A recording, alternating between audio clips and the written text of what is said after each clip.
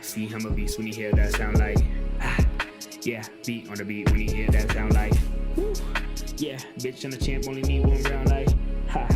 Yeah, me, I'm a G bring heat in the sound like. Hey everybody, one of my favorite people to talk to leading up to a fight. Please welcome Jasmine Jasudavicius. She's fighting next week, September 16th. Jasmine, less than 2 weeks out. How you feeling? I feel good. Well, I'm tired right now. We just finished practice. I did a sauna after, so I'm still kind of sweating. But yeah, I'm feeling good. We're like tapering now, and can't wait to get in there. And you're on a special fight night, right? It's like the Mexican card, the UFC de Noche. But it's different because last time you were hometown hero, UFC 289. This time you're fighting a Mexican girl, Tracy Cortez. So the crowd might be booing a little bit. How do you feel about that change of vibes? You know, I'm actually kind of excited about it because it's going to be a crazy Mexican crowd, and initially I believe they'll be on her side, but you know what? They're always down to watch a good scrap, and you know I'm ready to scrap. So I think by the end of it, they'll be on my side anyways. Yeah, you always bring an exciting fight with you, so I don't think there'll be many boos once the scrap gets going. And before we talk about this fight, let's rewind a little bit to the UFC 289 because you did exactly what you told me you would do. You said in our interview, you have to win a dogfight. You have to be the more violent fighter, and you went out there and you did that. You made her tired, you outworked her, and you won.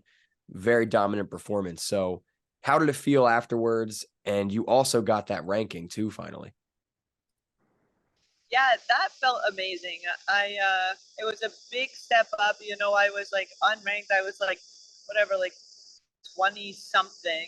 Who knows what I was. And then to be able to jump so many spots, you know, I'm thankful to Miranda to call me out for that. You know, that was an amazing opportunity for me, and I wasn't gonna waste it. You know, I'm not here for a long time. I'm here for a good time. So any opportunity I get that I can like capitalize and kind of excel myself, then that's what I'm gonna do. And that again will be like the plan on fight night again is to take advantage of the opportunity that's presented itself.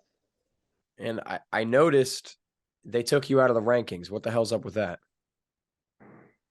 I think because Silva beat me and then she just beat another chick. And so I think it kind of, I know, but whatever. I'm not too worried. After this one, I'll be back in there anyways. Well, yeah, I mean, you're fighting 14, so you have a chance to get it right back. And just with you and Mike and your whole gym, just kind of keep on winning and keep on climbing. Is the vibe in there changing at all? Like, are you guys leveling up? Does it feel like that? Yeah, honestly, since the UFC coming to Canada, it's really like sparked a fire under some people's ass that like say weren't completely committed, but in addition, it's like brought a lot of more eyes to MMA. So everyone who's like training and who kind of knows me, they're like reaching out more. It's like, hey, if you need help with anything, we're here for you. Like Canada's really banding together and like helping me out. Like they're preparing me. Like it's amazing what is happening in this country, and I'm so thankful for it. And I haven't talked to you since the fight, really, just, short little blips, but how was that Canadian crowd? Was it as good as you thought it was going to be? Better. It was unfreaking believable. As soon as you got into like the fighter hotel, you could feel the vibe. It was like nothing ever I felt before. It was absolutely unbelievable. All the stars were aligned, and you know, hopefully that happens again for this one. And Tracy Cortez coming up, another hot prospect. You guys are both climbing the ranks. What are your thoughts on Tracy? I think she's solid, obviously. You know, she wouldn't be in the ranking if she wasn't, but, you know, she's well coached. She's well-rounded, but, you know, it's a fight, and I'm ready to get in there and give it my all.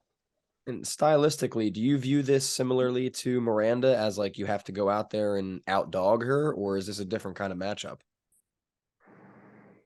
I think it has potential to be like a dog fight, but also has a potential to be like a very like strategic kind of fight as well. So I don't know. You never know until you get in there and kind of like feel it. And something I've noticed about Tracy throughout her career is she's a very good wrestler. That's where her emphasis on her game is. So have you guys been working that in camp? Because I know you're a wrestler too, so it's probably not a huge concern. Yeah, we're ready, like everywhere. What if she pulls out and then I get a striker? Like I'm not relying that it's gonna be a wrestler that I'm fighting. So yeah, of course we're focusing on somebody with strong wrestling, but also it's my game plan, and you never know what's gonna happen. And so we're just going in there and getting ready for any fight that could take its place. And this is your first UFC fight in Vegas that's not in the Apex Center, correct? So yeah, so I'm so happy about that. yeah, you get to finally feel the fight capital of the world, right? Honestly, and on Mexican Independence Day, like tell me how great that's gonna be, right? Like it'll be crazy in there. It's going to be loud for sure. It's a great card too, top to bottom. And I know you said the fight can go down any way, but just for people watching the interview, do you have any sort of prediction, or do you like envision this fight going down a specific way? Honestly, I'm always saying, "Oh, I'm looking for the finish all the time and everything," and yeah, I am. But I've been trying to look for the finish for so long and getting decisions. So now I'm just thinking I'm gonna have a very good performance, 3 rounds, make it a hard fight, and then maybe now I'll get the decision because I'm saying it's gonna be a 3-round fight. I don't know. We'll see. A little like reverse psychology there. That's what I'm thinking. I love it. I love it. And a win here, 3 in a row, right? You better get back in the ranks. I don't think you should have been taken out in the first place. But anyways, you get that 12 to 14 spot back. What's next? Because I know obviously the big story is, or the big rumor is, UFC is coming back to Canada next year early on.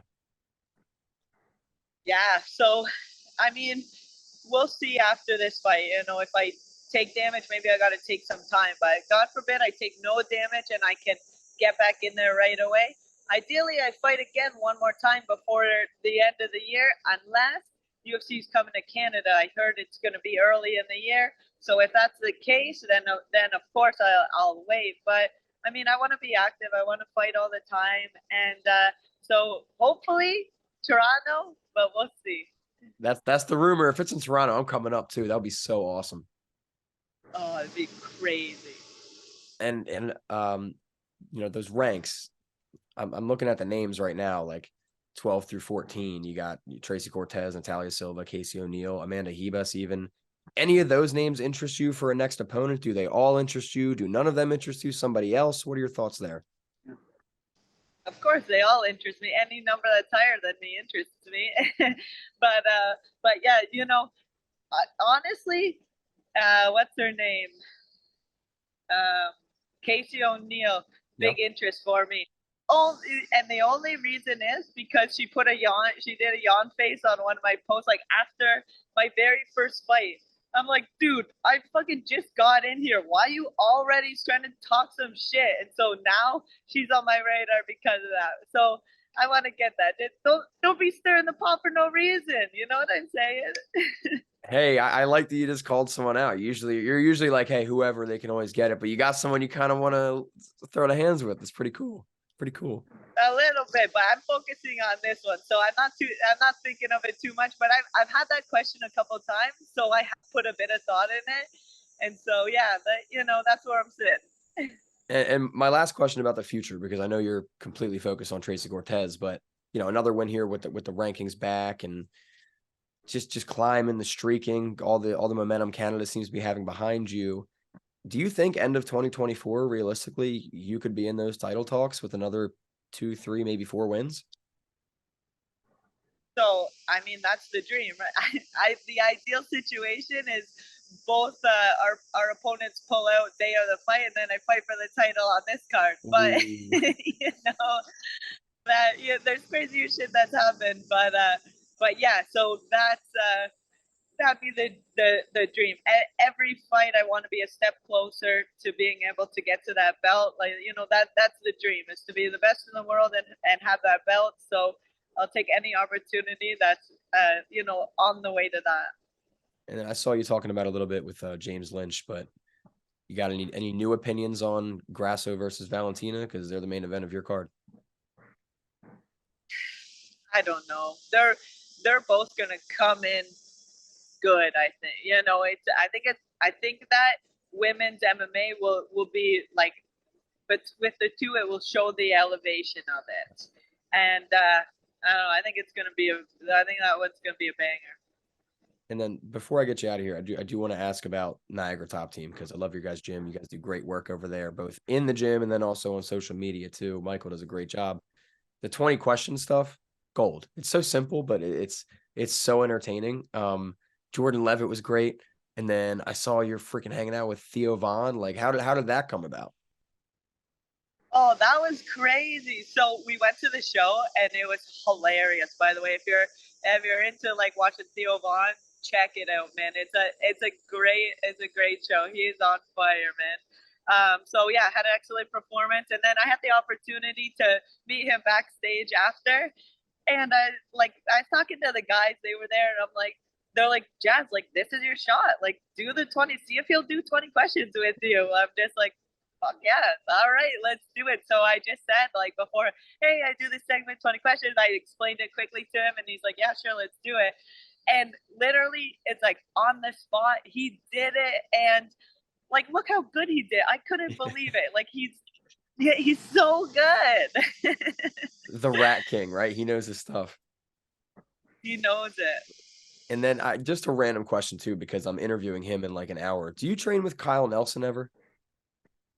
Yeah, I do sometimes. So sometimes I'll be able to get out to House of Champions and like work with Diana Balbia and the girls that they have there, and then sometimes some of their team will come here. And so like Cruel Lynn, his coach, Mike's coach, he's an awesome guy. It's sick to have him. Like last fight camp, he was out a lot, and also on the fight trip and everything like that with the team. But yeah, so Monster, he's been coming out to the room. I get to move around with him sometimes in warm up. Usually, obviously, once we get into the real stuff, then he goes with like guys and people his size, obviously. But yeah, it's sweet because I get to do some like moving around with him to warm up him, and like Mike Malot's here, all the guys that I normally don't get to work with. Sometimes in warm ups, I'll be able to grab them. Well, I'll tell him you said hello, because interviewing him in like an hour ahead of his fight. And last question for me: who's coming with you to be in your corner? My corner today, or for this fight, will be Brian Ortega. No, just kidding. What? It's Matthew Jelly, Matthew DiMarcantonio, and Chris Prickett. And maybe Brian Ortega. We'll see what happens, folks. We'll see what happens. We'll see. You're a nut, Jazzy. And Jasmine, before I get you out of here, anything you'd like to say to all your fans and everybody watching the interview? If so, the mic is yours. Catch my fight September 16th. It's going to be an awesome one. Short and sweet.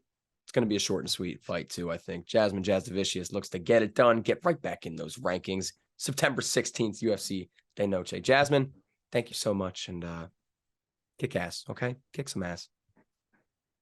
Thank you. Always a pleasure, man.